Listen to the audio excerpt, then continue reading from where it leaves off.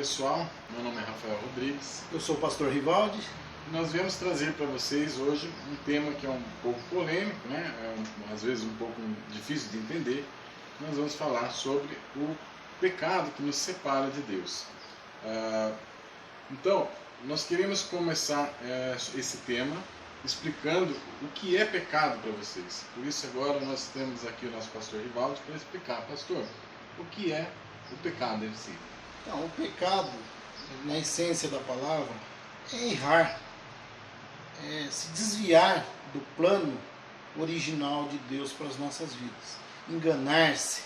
O pecado tem muito a ver com engano, com erro, com mudar, conosco mesmo, nós mudando a trajetória daquilo que Deus traçou para as nossas vidas.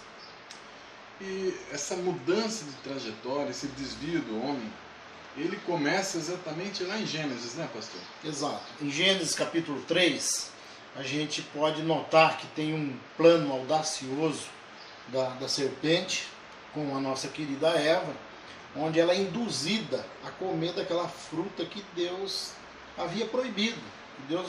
Um dia Deus fez um discurso bem legal com Eva e Adão, falando de ficar longe do fruto.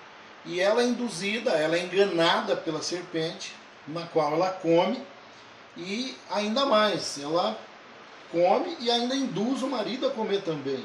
Então ali é a porta de entrada do pecado nas nossas vidas, em Adão e Eva. Quer dizer, além dela ter praticado o erro, ainda chamou o coitado do Adão para participar. Adão veio pecando tanto quanto ela, ou mais até que ela. Por quê? Porque ele era aquele que Deus havia criado. Então ele tinha que se aperceber que estava acontecendo um erro. Mas enfim, ali entra o pecado sobre nossas vidas. E é possível perceber, né, pastor, que não é um só pecado cometido de uma vez só, mas a gente percebe claramente que você vê a desobediência como o primeiro pecado, né, ali quando Deus fala para Eva que não se pode comer do fruto, e ela vai lá e acredita na serpente. Também a gente percebe que Eva não confia em Deus, né? A partir do momento que a serpente vem e coloca uma outra alternativa para Eva, então Eva prefere seguir os conselhos da serpente e comer a fruta. Então ela acaba desobedecendo a Deus também, a falta de confiança nesse caso. E por último, o orgulho e soberba, porque a serpente diz para Eva que ela será como Deus. Então esses três pecados, né, a desobediência, a falta de confiança e o orgulho, vem numa pancada só. E o que nós podemos ver com isso? Que esses três tipos de pecados, que são os pecados originais, eles é o que nós vivemos e vemos na nossa sociedade atual.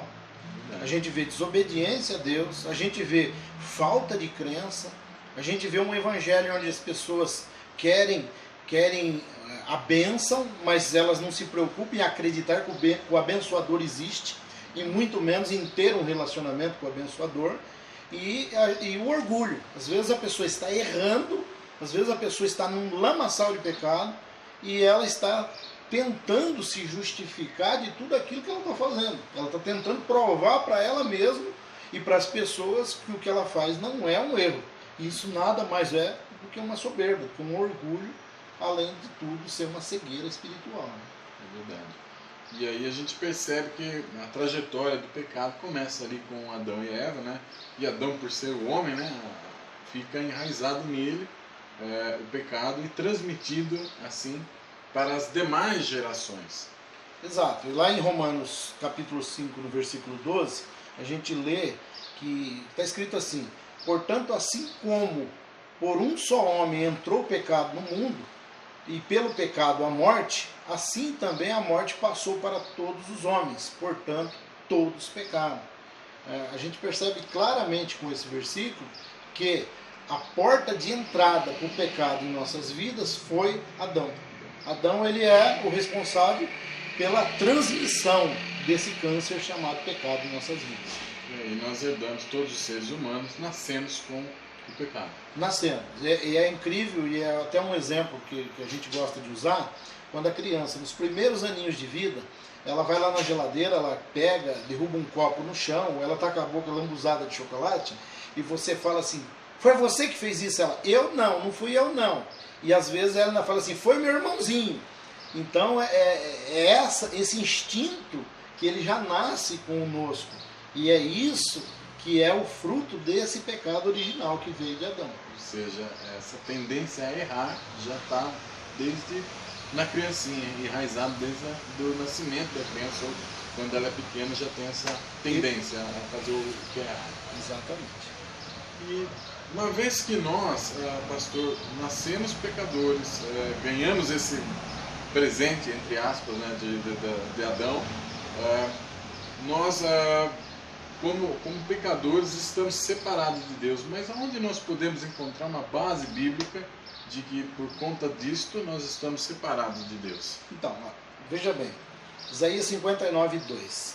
Mas vossas iniquidades fizeram separação de entre vós e o vosso Deus, e os vossos esconderam o seu rosto de vós, e de modo que ele não vos ouça. Ou seja, esse versículo mostra claramente que caiu uma barreira entre o homem e Deus. É uma barreira que ela se torna intransponível pelos meandros da carne. Ou seja, você vai querer chegar em Deus forçosamente sem arrependimento. Não consegue porque essa barreira impede com que nós, homens, cheguemos a Deus.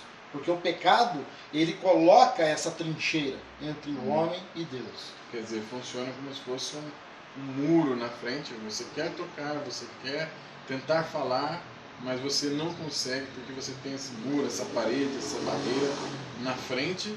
E por isso até eu acredito que os homens não têm esse contato com Deus e acaba até gerando uma descrença, ou como a sociedade hoje, por exemplo. Né? Exato. E a gente pode ver, até mesmo lá em Romanos, no capítulo 1, do 21 ao 32, o resultado dessa separação. O que acontece? Imaginemos essa trincheira, esse muro, separando o homem de Deus. O que seria o homem sem Deus?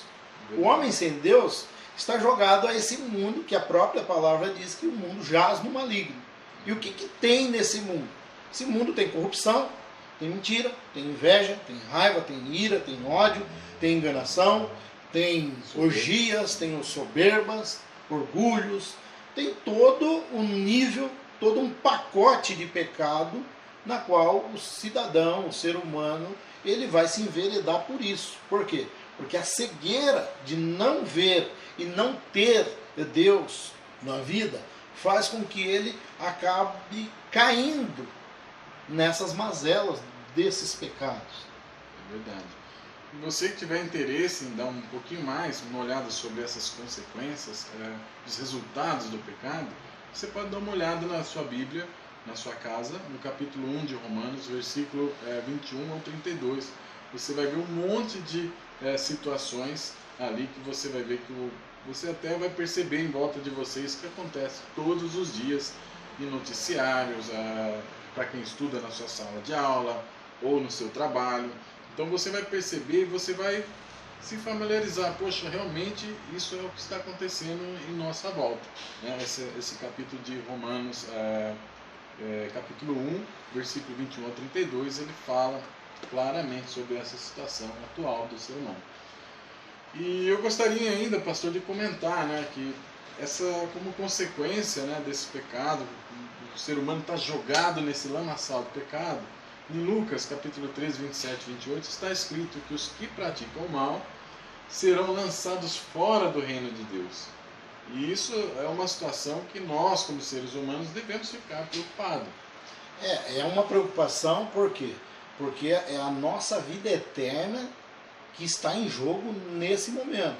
Nós estamos falando simplesmente da necessidade de se abandonar um estilo de vida, para isso, através do arrependimento, para isso, através da aceitação do Senhor Jesus, que levou sobre si os nossos pecados, para que esse muro comece a ser rompido, que esse muro comece a ser quebrado para que nós possamos ter essa comunhão com Deus, que consequentemente nos livrará desse possível inferno, ou seja, desse possível lançamento de nossas vidas espirituais no inferno. Exatamente.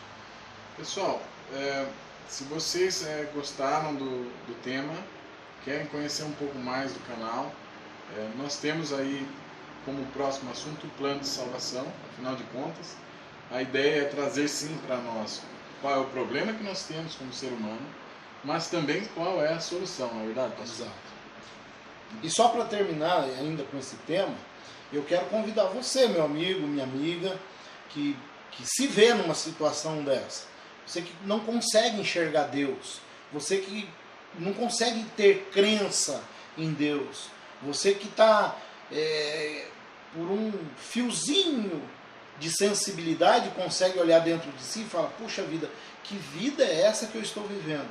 Eu te convido a abandonar essa vida, a ter um arrependimento, a ter uma busca com Deus, porque só isso é capaz de fazer acontecer mudança na minha e na sua vida. Amém? Amém, pastor. Se você tem dúvida, você pode mandar perguntas para nós. Você que se interessou, tem alguma dúvida, pode mandar. Nós vamos olhar com muito carinho e responder vocês para que vocês possam estar conhecendo um pouco mais da palavra de Deus também. Então, pessoal, ficamos por aqui nesse momento. Esperamos vocês no próximo vídeo com o plano da salvação de Deus.